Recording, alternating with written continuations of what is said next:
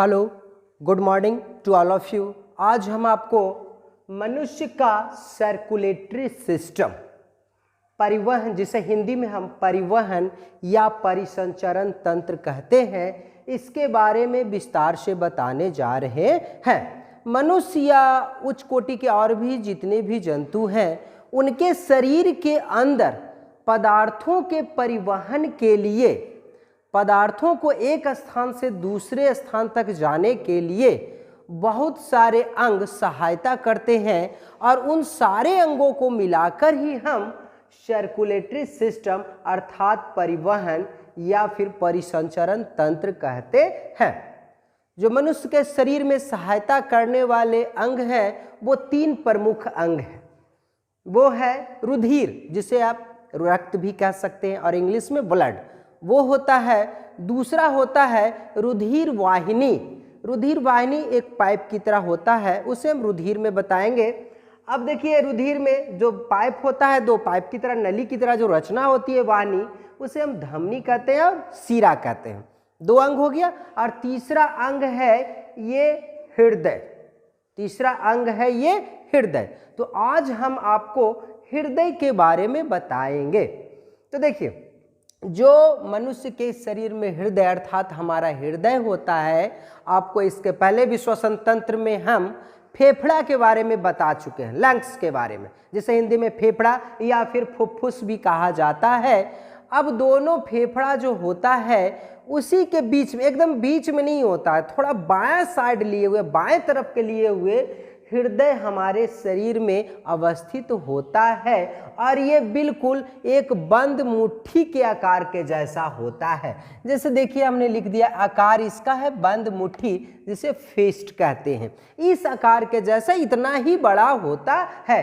हृदय का वजन लगभग 300 ग्राम होता है, लेकिन ये थोड़ा पुरुष महिला में चेंज है। पुरुष में 280 से लेके 320 ग्राम तक हो सकता है इसका वजन, जबकि महिलाओं में इसका वजन 240 से 280 ग्राम का होता है। ऐसा इसलिए होता है कि हम पहले भी बता चुके हैं आपको कि मनुष्य के शरीर में जो अंग का वजन होता है वो उसके वजन पे भी डिपेंड करता है। इस वजह से भी, और इसके बाद बारे में और आप बाद में पढ़ेंगे, लेकिन इतना ध्यान रखिए कि पुरुष में थोड़ा सा इसका वजन ज़्यादा होता है, महिला में थोड़ा सा कम होता है। ऐसे बोला भी जाता है कि महिला का दिल कमज़ोर होता है, लेकिन ऐसा नहीं है, ये सिर्फ कहावत है।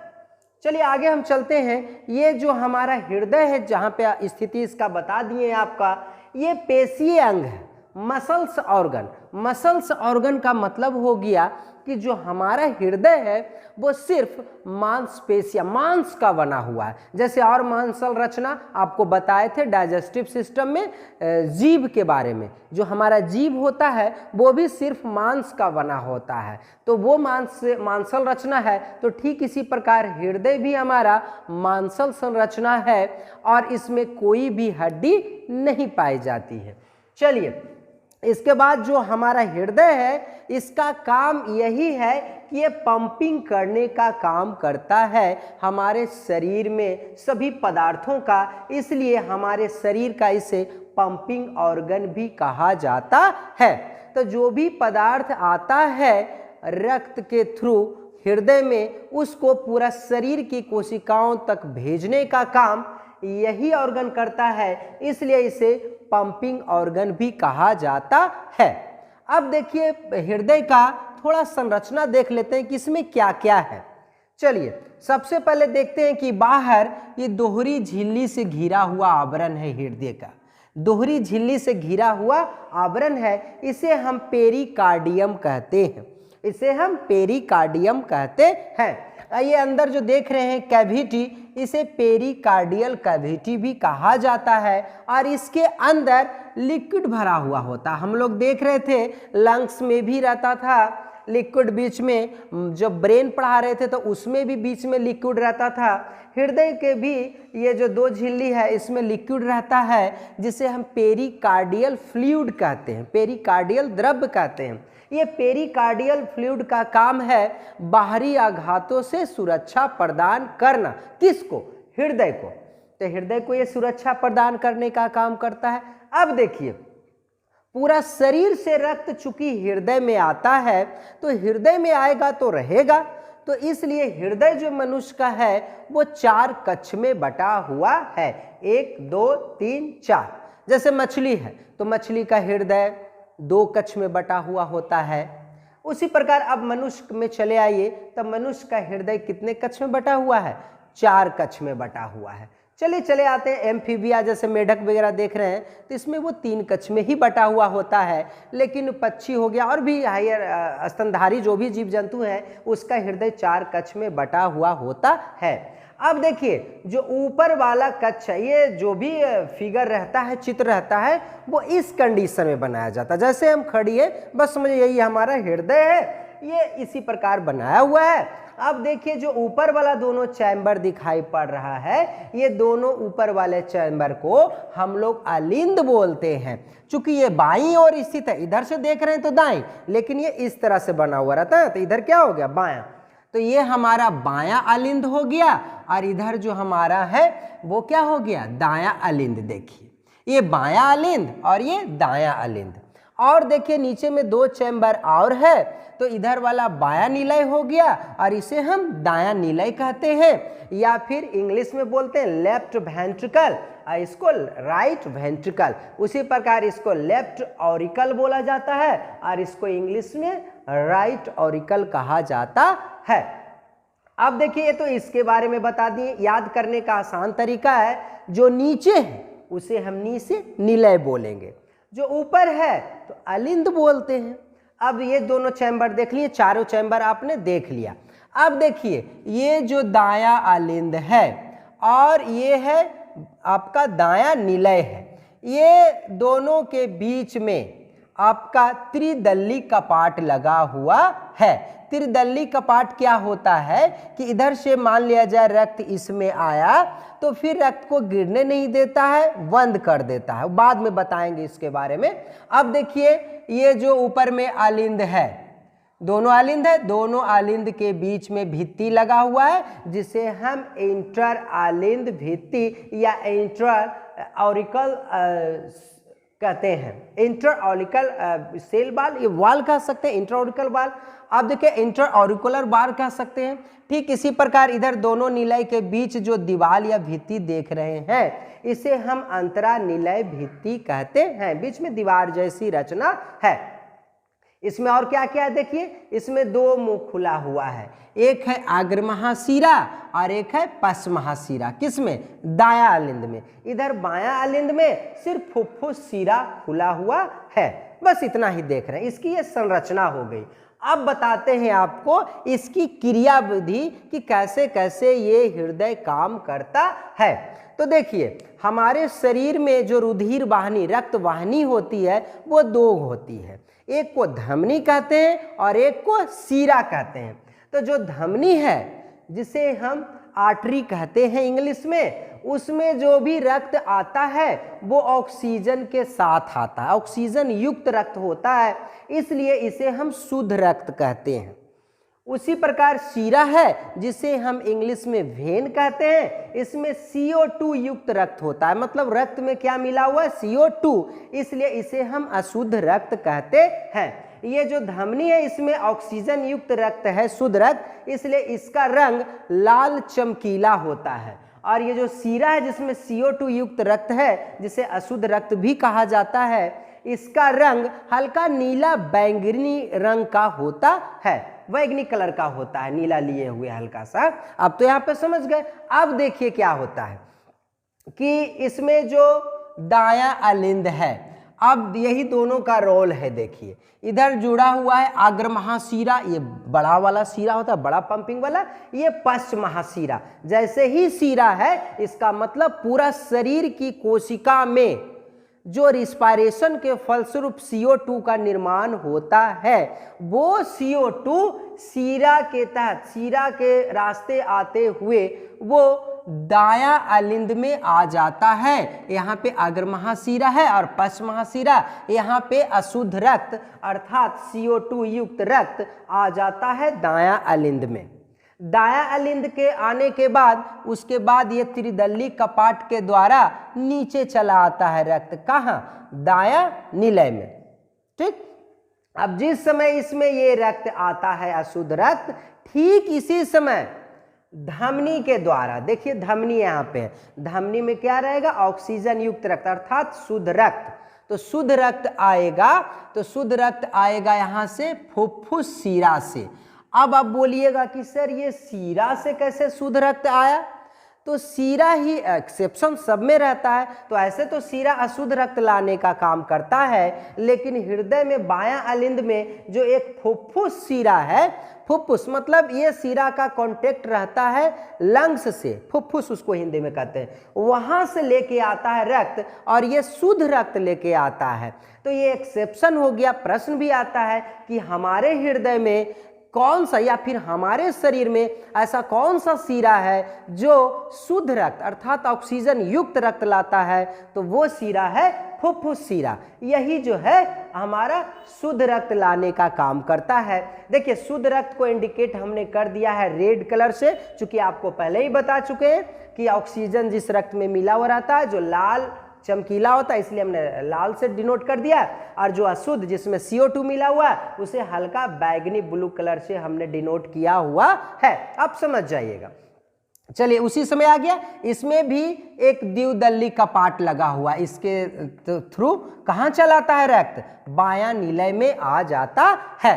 अब देखिए ये कैसे आया? अपने आप आ जाता है? नहीं, ये जो दायां अलिंद की दीवार है ना मांसपेशी, इसके अंदर में एक sino auricular node SA node होता है। साइनो ऑरिकुलर नोड जिसे SA नोड भी कहा जाता है या फिर पेस मेकर कहा जाता है। ये पेस मेकर समझ लीजिए कि जैसे मोटर को एक बार हम लोग स्टार्टर से स्टार्ट करते हैं, ठीक उसी प्रकार हम लोग का भी एक बार ये ऐसा स्टार्टर है कि एक बार इलेक्ट्रिक इंपल्स इसने उत्पन्न कर दिया तो वो तब से इलेक्ट्रिक आवेश जो है आवेग दे ही रहा है। एक बार विद्युत आवेग उत्पन्न कर दिया है इसने तो वो उस समय से चल ही रहा है हृदय। इसी की वजह से क्या होता है, जब इलेक्ट्रिक इंपल्स विद्युत आवेग उत्पन्न करता है तो इसमें क्या होता है, उसी समय देखिए दायां अलिंद और बायां अलिंद दोनों में ऊपर में क्या होता है? संकुचन होता है।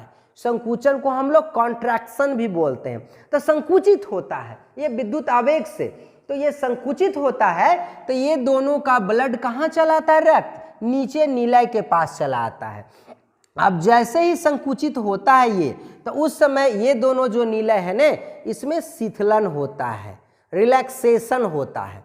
तो जैसे ये दोनों संकुचित होता है नीचे शिथिलन हो जाता है। उसके बाद जब इसमें संकुचन होता है तो ऊपर वाला दायां अलिंद और बायां अलिंद में क्या होता है? यहाँ पे शिथिलन हो जाता है, रिलैक्सेशन हो जाता है। अब जब इसमें पूरा संकुचित हुआ तो इसका ब्लड इसमें चलाया और इसका ब्लड इसमें चलाया। अब देखिए क्या होता है, यहाँ पे हमारा अशुद्ध रक्त है, ये अशुद्ध रक्त यहाँ पे लगा हुआ है। देखिए ये नली के द्वारा जो है अशुद्ध रक्त, देखिए फुफ्फुस शिराएं लगा हुआ है।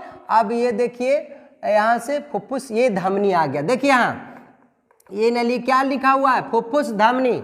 तब फिर एक प्रश्न आ गया कि धमनी तो ऑक्सीजन युक्त रक्त लेके जाता है, तो ये CO2 वाला कैसे लेके जा रहा है? चूंकि देख रहे हैं कि अशुद्ध रक्त है, कार्बन डाइऑक्साइड मिला हुआ है, लेकिन एक्सेप्शन अभी बोले थे कि फुफ्फुस शिरा ही एक ऐसा शिरा है जो शुद्ध रक्त को लाता है। तो ठीक इसी प्रकार फुफ्फुस धमनी जो है, ये फुफ्फुस धमनी जो है यही एक ऐसा धमनी है जो CO2 युक्त रक्त अर्थात अशुद्ध रक्त को कहाँ ले जाता है शुद्ध करने के लिए? फुफ्फुस के पास। फुफ्फुस मतलब फेफड़ा, लंग्स के पास। और वहां से फिर लंग्स क्या करता है? CO2 को O2 में बदल देता है, वो ले लेता है, फिर ऑक्सीजन उसमें दे देता है। तो ऑक्सीजन के वहां पे डाल दिया तो वहीं पे लगा हुआ रहता है फुफ्फुस शिरा। तो ऑक्सीजन युक्त रक्त फुफ्फुस शिरा के तहत आ जाता है कहाँ? यहाँ पे।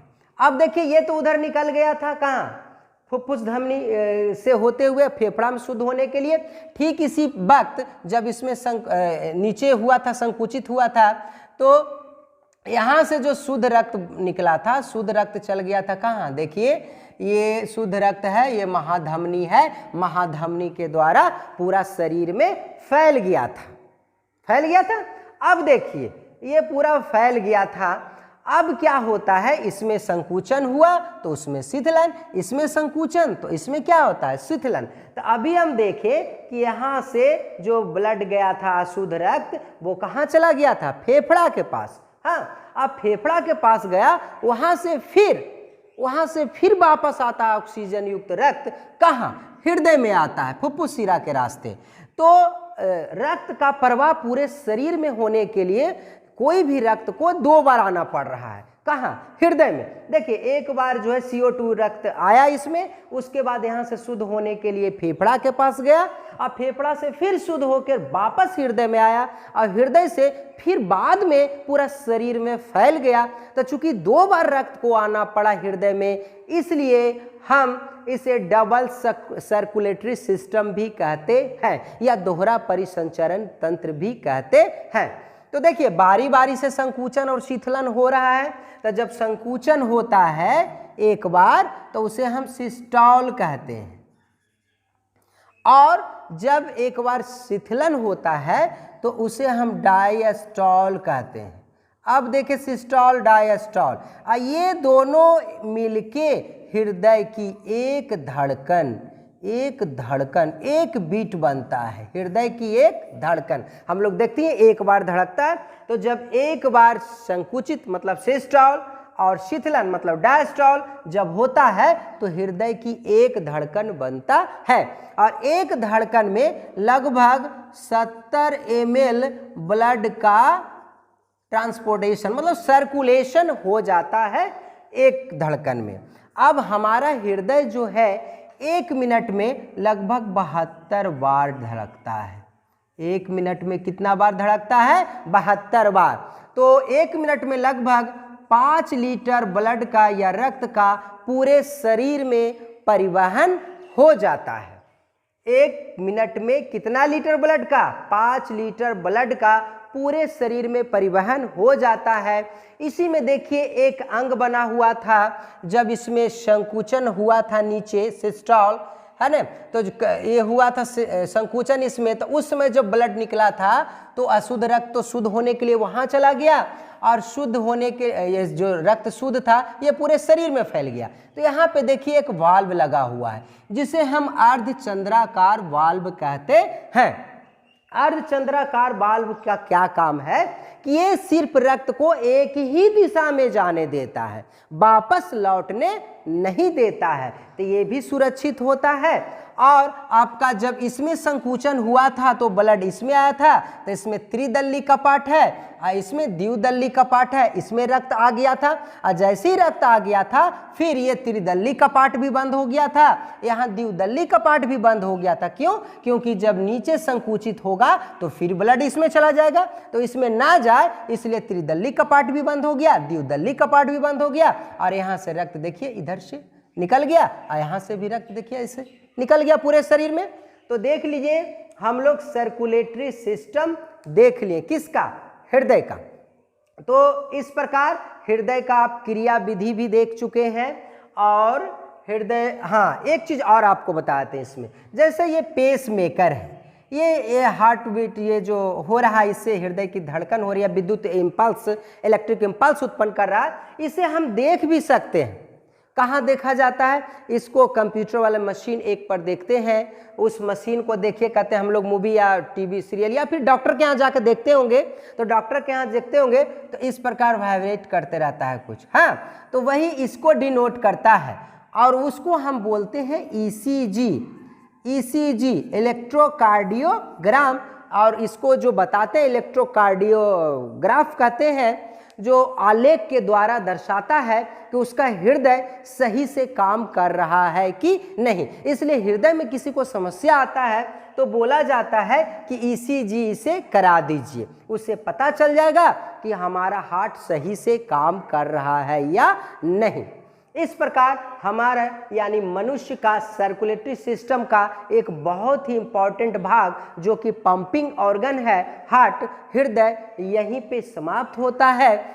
हम आशा करते हैं कि हमारा वीडियो पूरी तरह से ये सर्कुलेटरी सिस्टम का हार्ट पूरी अच्छी तरह से आपको समझ में आ गया होगा। तो हमारा वीडियो आगे भी आपके मोबाइल पर सबसे पहले पहुंचे तो हमारे यूट्यूब चैनल को जो नीचे सब्सक्राइब बटन है लाल रंग का, उसको दबाना ना भूलें, साथ ही साथ लाइक और शेयर करना ना भूलें। आज के लिए इतना ही, धन्यवाद।